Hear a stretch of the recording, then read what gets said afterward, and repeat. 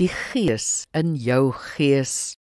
Johannes 14 vers 17 sê, hy is die Gees van die waarheid, wat die wêreld nie kan ontvang nie, omdat die wêreld hom nie sien nie, en ook nie ken nie.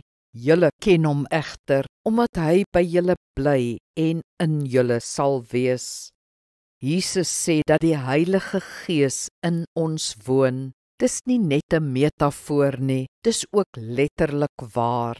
In ons fisieke liggaam is ons siel verskuil, ons rede, emosie en wil diep verweef met ons fisiologie. In ons siel is daar egter ook verdere dieptes, nie fisiek van aard nie, ons onbewuste, waar die diepste dryfvere van ons gedrag lê, die redes waarom ons dink wat ons dink, voel wat ons voel en wil wat ons wil. Dit is ons gees en daar woon die Heilige Gees. In ons hart, soos die skrif dit ook noem, werk die Gees om ons rede, emosie en wil te verander, ons gedrag, ons lewe.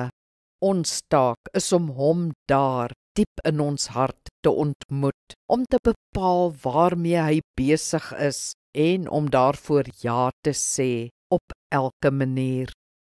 Kom ons bid saam. Heilige Gees, werk in my gees, verander my van binne na buite. Help my om U in my hart en gees te ontmoet, of ten minste iets van U, sodat ek my met U wil kan belyn. Amen. Die Here seën jou.